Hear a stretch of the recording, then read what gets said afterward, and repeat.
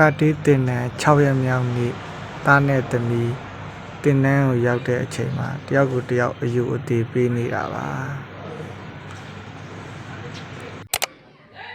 ဒါကတော့သူတို့အငယ်တန်းကပတ်အဖြူလေးတွေကသူတို့စီနီယာတွေကိုအောက်ထပ်မှာထားပြီးတော့အငယ်လေးတွေအပေါ်တက်ပြီးတော့လေ့ကျင့်နေတာပါသူ့တွဲဆိုင်လေးနဲ့သူ့ပေါ့ဗျာဆရာနဲ့ဆရာမကလည်းတင်တာစိတ်ရှိပါတယ်တည်တည်ချာချာကိုတင်ပေးတာပါခင်ဗျာနေရအကျယ်ဝန်းရလဲကောင်းတယ်ဒီကောင်းလူတန်လည်းရဟိုးတောင်မှကျွန်တော်သမီးနဲ့တာနဲ့ထိုင်နေတယ်ကျွန်တော်ကတော့ဒီတင်တန်းကိုအရန်သဘောကျတယ်သူတို့အဖွဲလိုက်လှုပ်ဆောင်ချက်တွေကိုလည်းလှုပ်ဆောင်နိုင်တယ်လို့ပါဝင်မှုတွေမှာလည်းတက်ကြွမှုတွေရှိတယ်ညဘက်ဆိုလို့ရှိရင်လည်းအချိန်မှန်အဲ့တလို့ဒါကတော့ကျွန်တော်လိုပဲကလေးမိဘတွေသူတို့သားသမီးတွေသူတို့လိုက်ပို့တယ်စောင့်နေတယ်အကုန်လုံးကျွန်တော်နဲ့အတူတူပါပဲခင်ဗျာအောက်ထပ်ကမိဘတွေကိုကျွန်တော်အောက်ဆင်းပြမယ်နော်ဒါကတော့အောက်ထပ်မှာသူတို့မိဘတွေကသူတို့ကလေးတွေကိုစောင့်ပြီးတော့ကြည်နေတာပါသူတို့အောက်ကဆိုအတန်းကြီးတွေပေါ့နော်ဘယ်လိုပဲဖြစ်ခုနကတော့ကျွန်တော်ဇကားစားပြတ်သွားတာညဘက်ဆိုရင်စောစောအိတ်တယ်မနေ့ဆိုလို့ရှိရင်ကျွန်တော်မထားချင်ဘူးဆိုရင်တော့ကျွန်တော်အတင်းနှိုးတယ်စောစောထားတယ်တင်တန်းသွားဖို့အတွက်ပေါ့နော်သူတို့ရဲ့ဖုန်းကိုအစဉ်အမြဲကြည့်ပြီးတော့ဖုန်းစကရင်တိုင်းလည်းယော့သွားတယ်ဗျာသူတို့ရဲ့ကိုယ်လက်လှုပ်ရှားမှုဆိုလို့ရှိရင်လည်းငကိုထဲပို့တယ်ဗျာ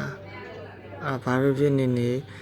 ဒီတင်တန်းကိုတော့ကျွန်တော်ထားတဲ့ကုန်ကြစိတ်တဲ့ပို့ပြီးတော့ရတဲ့အကျိုးကျေးဇူးတန်တယ်အကျိုးရှိတယ်လို့ထင်တယ်ဗျကျွန်တော်သားနဲ့သမီးလိုရွယ်သူလေးတွေကိုလည်းကျွန်တော်ဒီလိုခရာတေးတင်တန်းမှမဟုတ်ဘူးပေါ့နော်ခုလိုနေရာဒီမှာ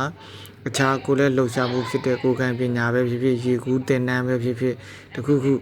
တက်ပြီးတော့အကျိုးရှိတာမျိုးကျွန်တော်ဖြစ်စေချင်တယ်ဗျာအငယ်ဆုံး9နှစ်ကနေပြီးတော့အသက်20ကျော်လောက်အထိကိုလာပြီးတက်ကြတယ်ဗျအမှတင်တန်းဆရာတယောက်ပြောတော့ကျောင်းသားမိဘလည်းထားခြင်းတက်ခြင်းတက်လို့ရတယ်တဲ့အသက်55နှစ်မှတော့စတက်တဲ့ဦးလေးတယောက်ရှိတယ်သူတော်ခုကပတ်နဲ့ရနေပြီဆရာဖြစ်နေပြီဗျဒီတင်တန်းကကျွန်တော်တို့မက်ခရိုရှိတက်တယ်ဗျခွဲချံမှတ်တိုင်ပေါ့အင်းစိန်လမ်းမကြီးအောင်ခိုင်ဝင်းချင်းရဲ့အပေါ်ဓာတ်လေးအမှရှိရကျွန်တော်ခုပြောနေတာသူတို့ရှိရကြော်ညာကားတွေရလို့မဟုတ်ဘူးเนาะကျွန်တော်ကလေးတွေလိုမျိုးအခြားမိဘရဲ့ကလေးတွေကိုဒီလိုတင်နန်းတစ်ခုခုတက်စေခြင်းလို့အကျိုးရှိစေခြင်းလို့ကျွန်တော် recommend ပေးတာတိုက်တွန်းတာပါเนาะကျွန်တော်စေတနာကိုနားလည်မယ်လို့ထင်ပါတယ်ဒါသူတို့ပြန်ကန်ဒီတယောက်နဲ့တယောက်နဲ့နှုတ်ဆက်ပြီးတော့အယုဒီပေးနေတာပါခင်ဗျာဘာဖြစ်နေနေကြီးတယ်ငယ်တယ်မဟုတ်ဘူး respect ရှိကြပါတယ်ဒါကတော့ဆရာနဲ့ဆရာမနဲ့ကသူတို့ရဲ့ vibe very ကြက်သားလေးတွေကိုခံနိုင်ရရှိအောင်လေ့ကျင့်ပြီးတော့ဖွားလေးထိုးပေးတာကျွန်တော်သားလေးဗျခဏနေကျွန်တော်သမီးလည်းရောက်တော့မယ်အမှကျွန်တော်သမီးကိုထိုးပြီးဗျဆရာနဲ့ဆရာမနဲ့အရန်သဘောကောင်းတယ်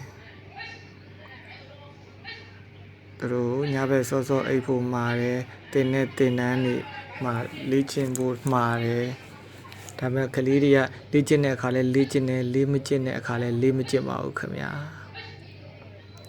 အပြင်မှာဆိုခုသူတို့ရဲ့မိဘတွေကလာကြိုပြီးတော့အစဉ်သင်စောင့်နေကြပါတယ်အမကျွန်တော်တောင်ကြ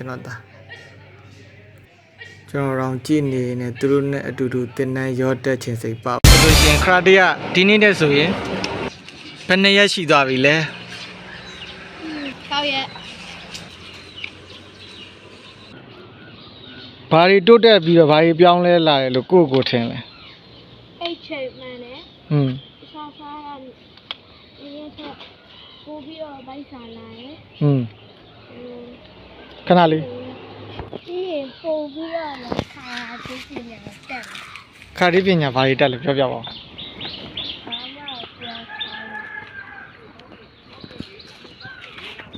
ဦးကိုရောင်းစီမရှိဘူးဒီခါလာကလည်းပေါ်ပါတယ်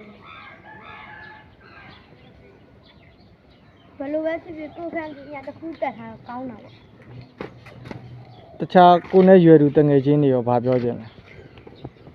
ပြောင်းမင်းငါတို့နဲ့ပတ် စားနော်စားမီးတို့လိုမျိုးကိုခံပညာလေးသင်တန်းလေးတစ်ခုခုတော့တက်စီချင်မပြတွေ့မယ်နော်အားလုံးတကား